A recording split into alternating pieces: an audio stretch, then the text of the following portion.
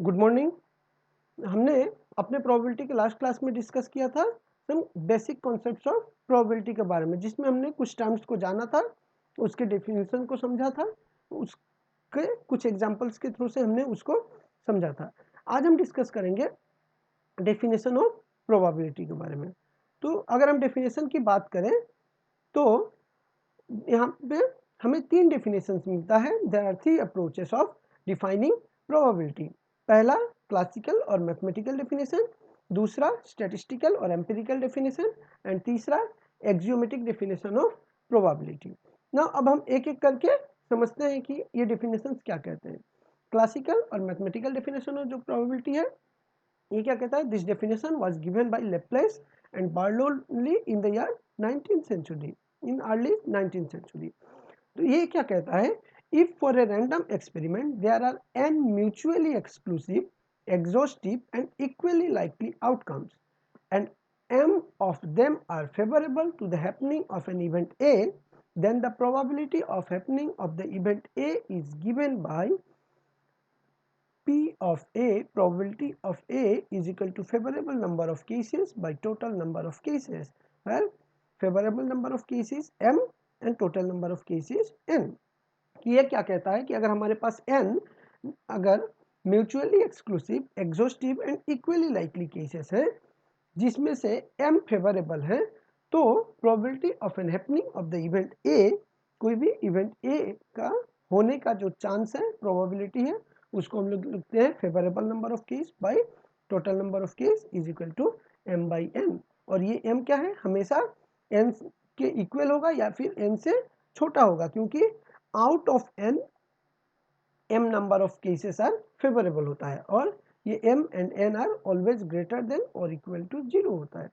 तो ये हुआ हम लोग का क्लासिकल डेफिनेशन ऑफ प्रोबेबिलिटी। और प्रोबेबिलिटी का एक ये है, प्रोबेबिलिटी हमेशा 0 और 1 के बीच में रहता है। The probability must always lies between 0 and 1, जिसको हम लोग लिखते हैं दैट इज पी ए, या जनरली कभी कभी पी से भी डिनोट करते हैं। P always lies between 0 and 1।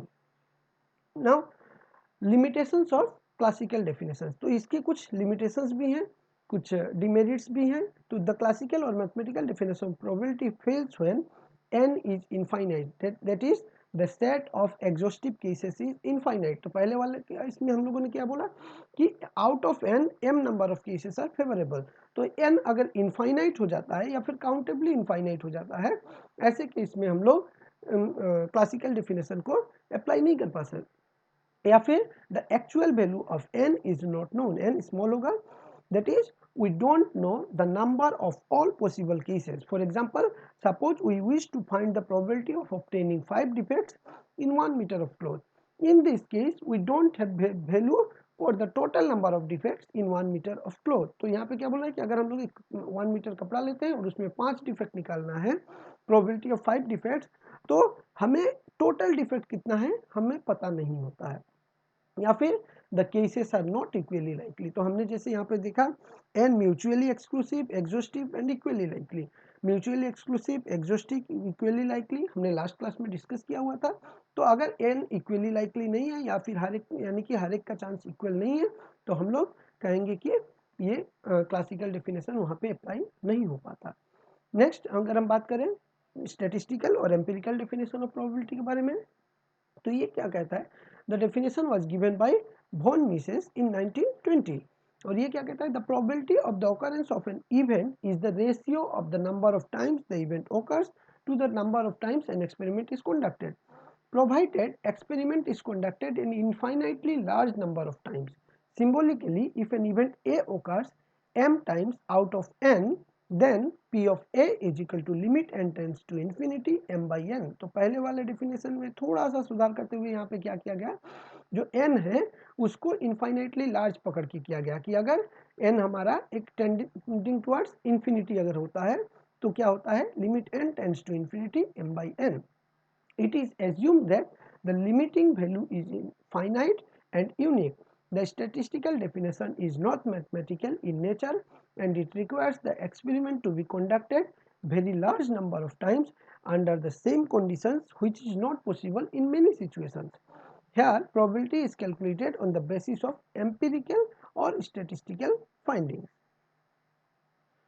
Next अगर हम इसके कुछ एडवांटेज और डिसएडवांटेज की बात करें तो the frequency definition has two important advantages. पहला एडवांटेज क्या है, this definition can be applied even if the number of trials is infinitely large, जो कि क्लासिकल में हम लोगों के लिए पॉसिबल नहीं था, तो यहाँ पे इनफाइनाइटली लार्ज होने पे भी हम लोग इसको अप्लाई कर सकते हैं। And in this definition all the elementary events need not to be equally likely, यहाँ पे जरूरी नहीं कि इक्वली लाइकली हो।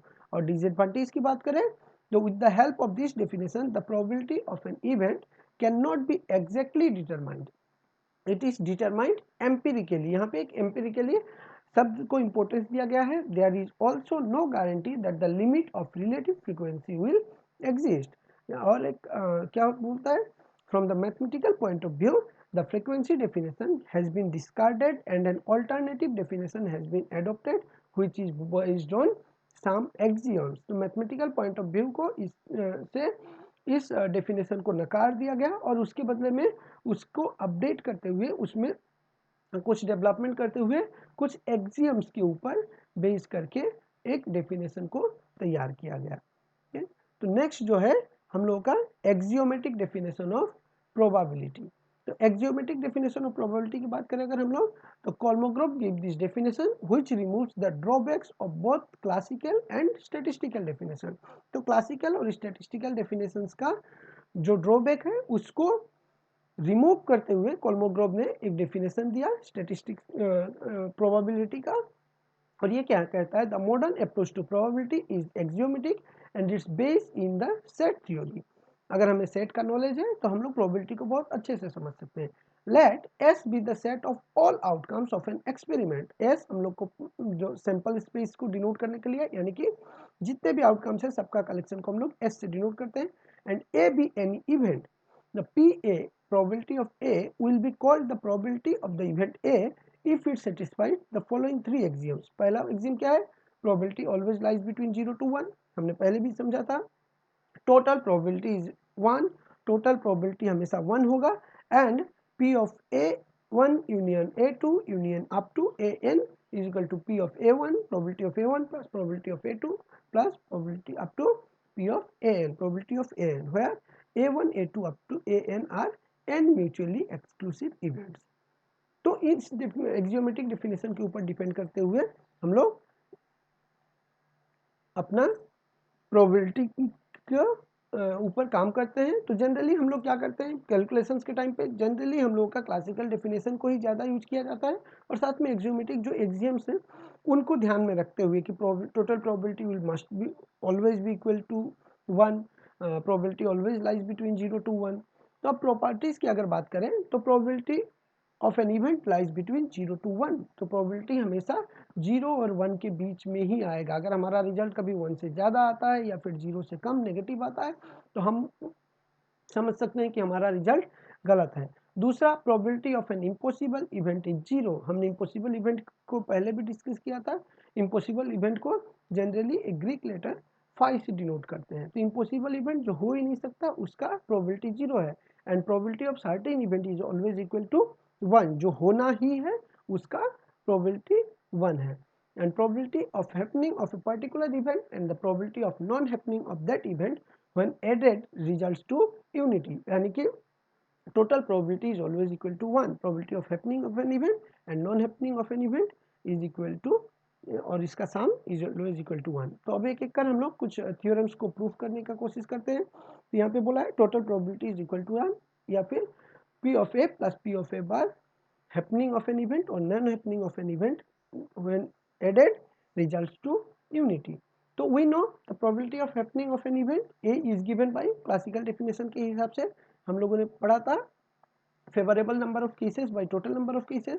अगर favourable number of case m है और total number of case n है तो P of A is equal to m by n।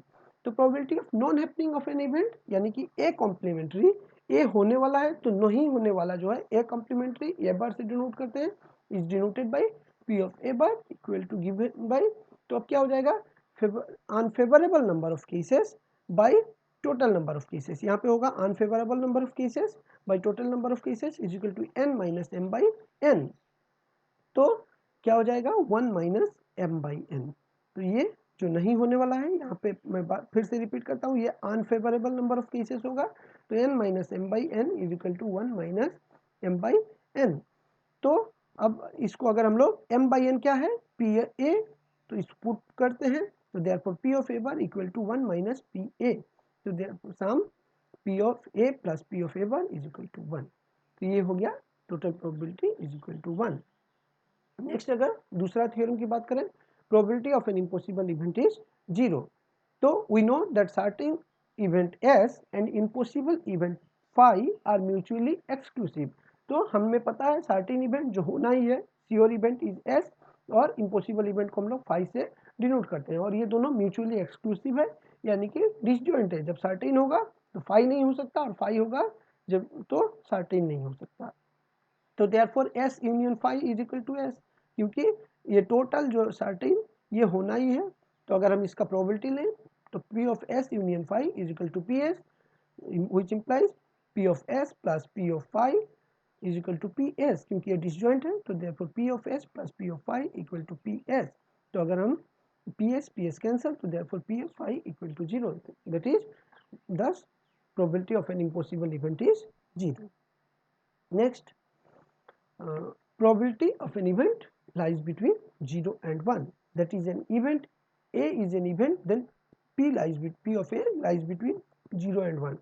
So let us consider a random experiment X and let S be the set of all possibilities of X. यानी कि S हो गया sample space, total outcomes. The set S is called the sample space of the random experiment. Let us consider any subset A of S, then the set A is called an event. तो ये जो set होगा उसको हम लोग event कहेंगे. The probability of an event A is defined as the ratio of the number of elements in A to the number of elements in S. तो जिसको हम लोग लिख सकते हैं P of A equal to favorable number of cases by total number of cases. तो P of A is equal to favorable number of cases by total number of cases. तो we know A is a subset of S, यानी कि S में से ही कुछ A होगा, तो A is a subset of S. तो therefore जो नंबर ऑफ A's है या तो 0 होगा या 0 से ज़्यादा होगा या फिर S के इक्वल होगा या फिर उससे कम होगा। तो 0 number of A NA is less than equal to NS और 0 less than equal to NA। तो टेकिंग प्रोबेबिलिटी अगर हम लोग इसको dividing both side by NS करते हैं, नंबर ऑफ सैंपल स्पेस से अगर डिवाइड करते हैं size of the sample space, तो 0 by NS equal to NA by NS equal to NS by NS, which implies 0 less than equal to PA less than equal to 1. So therefore hence the probability of an event A lies between 0 and 1. तो यहाँ पे हमने आज 3 definitions के बारे में discuss किया, classical, statistical, empirical और एक्जियोमेट्रिक डेफिनेशन ऑफ प्रोबेबिलिटी। कुछ 2-3 थ्योरम्स को भी डिस्कस किया। तो नेक्स्ट क्लास में हम लोग कुछ प्रॉब्लम्स को डिस्कस करेंगे, कुछ प्रॉब्लम्स को सॉल्व करेंगे using this theorems, using the definition, और उसके बाद आगे बढ़ेंगे। आगे भी हमें कुछ थ्योरम्स मिलेगा, उसको भी डिस्कस करेंगे। तो नेक्स्ट क्लास में हम कुछ प्रॉब्लम्स को लेके आते हैं। Okay, thank you.